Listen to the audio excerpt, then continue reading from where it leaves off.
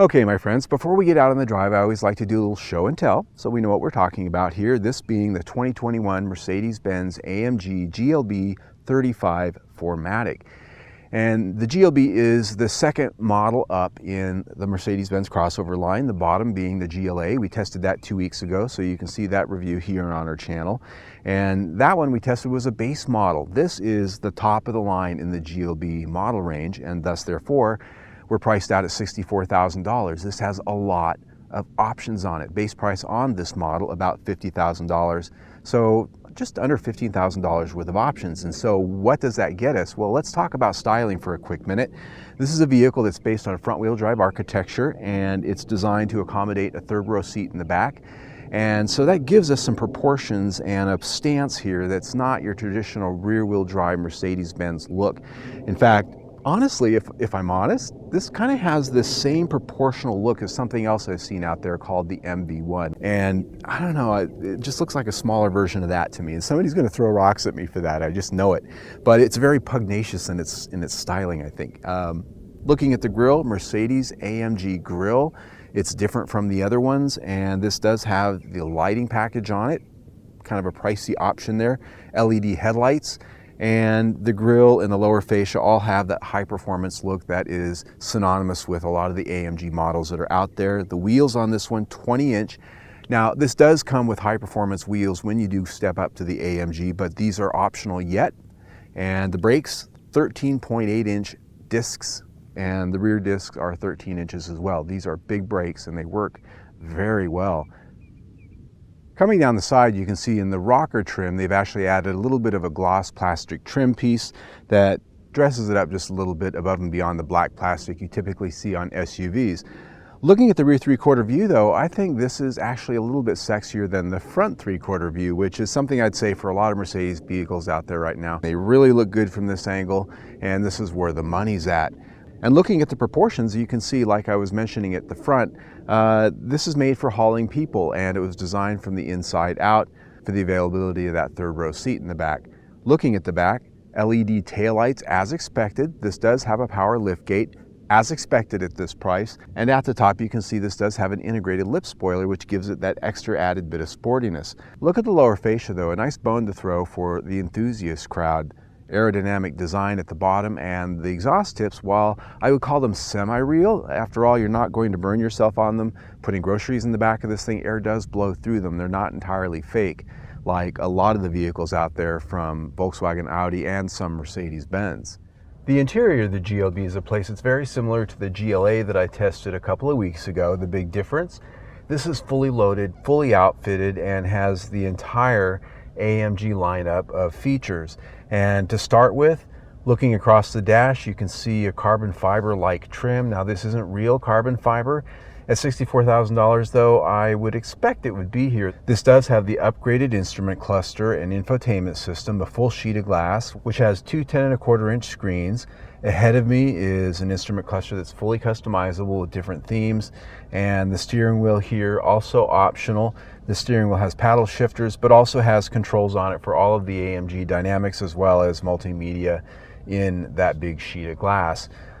Two levels of options on the steering wheel. There's yet another that has the dynamic of suede. So we're not all the way up, but we spent nearly $1,000 where we're at. The quality of the switchgear and the overall design in here is typical Mercedes-Benz, which means top of the line. It doesn't really get much better than this in terms of quality, fit, and finish. The comfort of these seats I find very good. Heating and ventilated, that's optional. Also optional and optioned here is the leather seating surfaces that I have. Two-tone, nice gray perforation with a black leather, and they do have memory settings. They're very comfortable, power operated for both the passenger and the driver. The seating position is what you'd expect with a compact SUV. Very upright, very commanding view. Not too many blind spots with this vehicle. There's quite a greenhouse here with not a lot of metal blocking your view. The center console, just like in the GLA I tested, very simple. All the controls for your HVAC are located right in the center. There's a cubby down on the bottom for your phone. Down there you find a wireless charger as well as ports to plug in your various devices. Cup holders down low in the center. And then here, controller for your infotainment system and some of the other drive modes and selectors for that. Center console storage is actually quite generous, a little bit bigger than a square Kleenex box, and it's very deep. More power ports located inside here.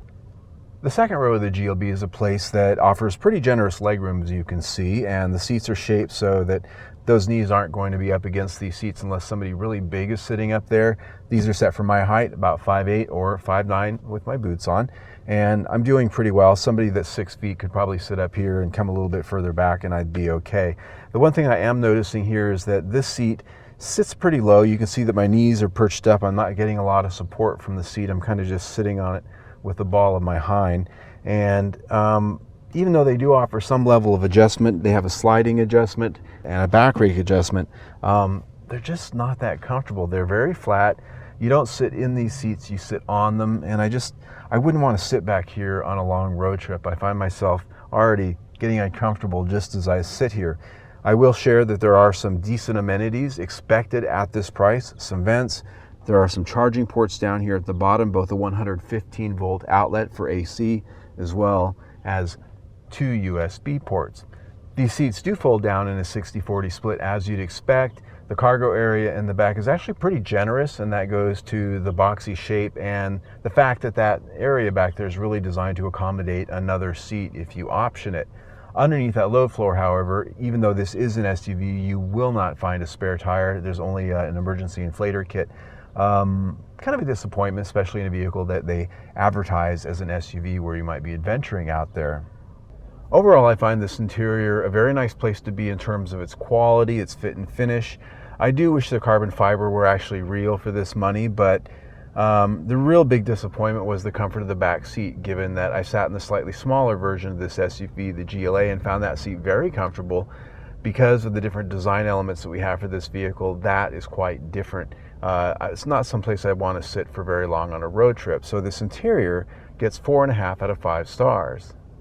This infotainment system is the top of the line. All of the option boxes were checked, and visibly what we have is a 10.25 inch screen. This has almost all of the feature content that you'd want here, including satellite radio, AM, FM, all manners of connectivity, both Apple CarPlay and Android Auto, navigation, and it's live navigation. It's controllable down here on the console or on the steering wheel, and it's also a touch screen, so it has several different ways to control it, and I love that. Everyone's got their own way of wanting to do that, and the menus, the graphics, very easy to follow, very easy to use. I'm very impressed with it. This has the option Burmester audio system, which is pretty expensive step up.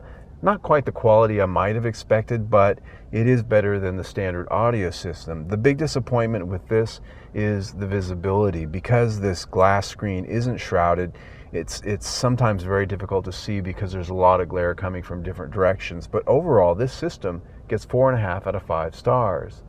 All right, my friends, now it's time to take a quick drive. The first thing I want to talk about is what's under the hood. We have a 2-liter AMG version of Mercedes-Benz 4-cylinder turbocharged engine. In this particular tune, it has 302 horsepower and 295 pound-feet of torque.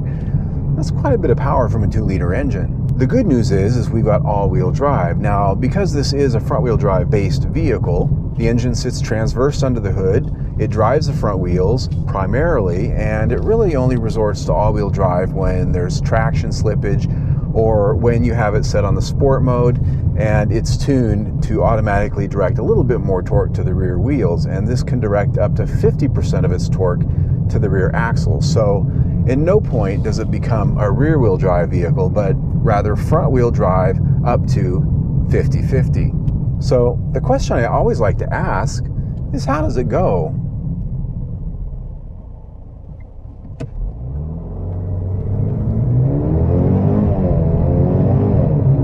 Nice sound. Woo. Now, set on sport mode, this exhaust system is quite a bit noisier, let's say. When you set the modes from comfort to sport, this thing really changes its personality. Not only does the throttle and the transmission all work to your favor when you're in sport mode, but it changes the exhaust note and all of those things. Now, this 8-speed DCT transmission isn't one of my favorites, to be honest with you. It tends to be a little slow on the uptake, even in sport mode. And when you're around town, it tends to be a little bit jerky and abrupt. So it's not quite as smooth and refined as an automatic transmission. And even here on this windy mountain road, when I mash the throttle, it's just not working with me. It doesn't like to just drop and shift for you. You really have to, because it is a dual clutch transmission, when it does shift, they are pretty tight, snappy shifts. But it just doesn't seem to be working with me in terms of getting it done. Here, this engine with its higher tune does tend to be a little bit rougher around the edges and does tend to have a little bit more of a vibration and a noise and harshness factor that I didn't find in the lesser powered version. But it does have a nice torque curve with that 295 pound-feet of torque, and I'm feeling it in a higher gear because this thing refuses to downshift for me. There we go. Woo, hear that? Yeah. Now the sound this thing does make when you really push it tends to be a little bit manufactured. And that's because this is tuned to have a sound. It's sound engineered. Now, when it comes to efficiency, this is rated at 21 city, 26 highway, and 23 MPG combined. In my week with it, I actually achieved about 21. And yeah, that's because I drove it the way it's meant to be driven, with my foot on the floor. And as such, it didn't tend to be the most efficient. So in terms of how do I rate this powertrain, you know, it's pretty well put together. The transmission, I wish, was a little bit more of a team player. For the most part, I found that if you want it to downshift the way you want it to, you have to use the paddle shifters. The transmission just isn't going to do it for you.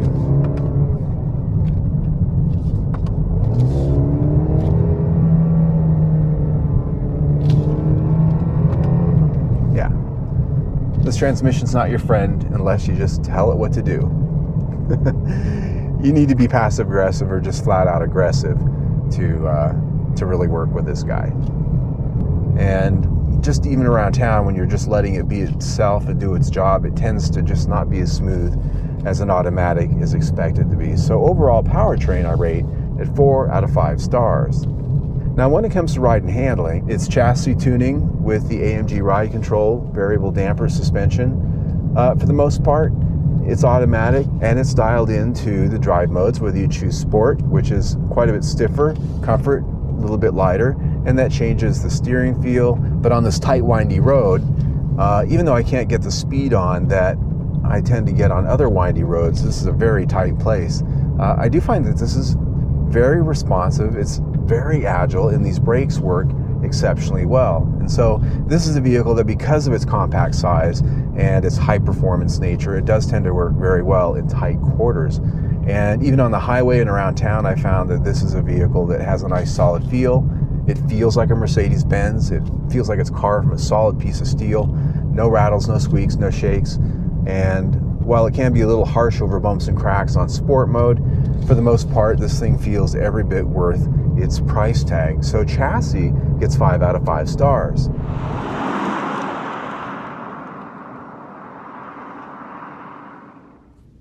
Okay, now it's time to ask the $64,000 question.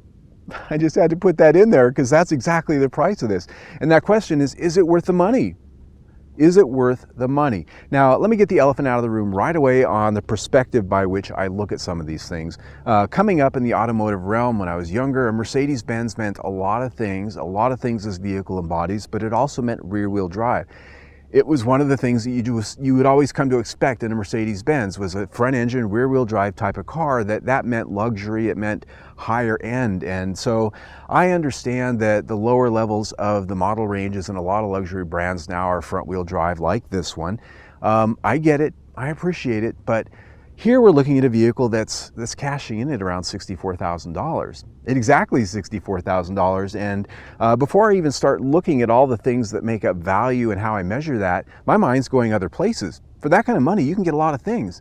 And $64,000 would get you a real Mercedes-Benz, that being a GLC with front engine rear-wheel drive. Now that's my template, that's my opinion, those are my metrics, so not everybody out there that's watching this is going to even get what I'm talking about, let alone appreciate it, and that's fine. I just wanted to put that out there as one of the things that immediately hits me when I'm looking at the price tag for this thing. But that said, the other things that really hit me here are options pricing. You saw a lot of those options and the prices floating by on your screen of all the ways this thing gets from a base price of $50,000 to almost 65 grand, right? And that's just one of the things Mercedes-Benz almost always does, is they Benjamin you to death with the options pricing. And so even at this price, though it does have a lot of equipment and a lot of features, there are things that a lot of the competitors offer out there that are maybe not Mercedes or BMW competitors, but you can get a lot more vehicle for the money if you choose other brands. And that becomes the crux of the matter when we get up into a highly optioned luxury vehicle. Your eyes can start to wander a lot of directions. So given that, options pricing, base pricing, the amount of features you're getting here for the money, granted, you got Mercedes quality, unquestionable, right? You got the Mercedes experience sitting in it. The interior is beautiful, but all of these things still have to be measured against reality. And so that puts value at 3.5 stars. And when you put that in with everything we've already talked about, that's 4 stars for the review. So there you go. I do think it's kind of cute in like a pug dog kind of way. Anyway, if you like the video you just saw, click here to see my latest review, or better yet, click down there and subscribe to my YouTube channel. Either way, stay tuned.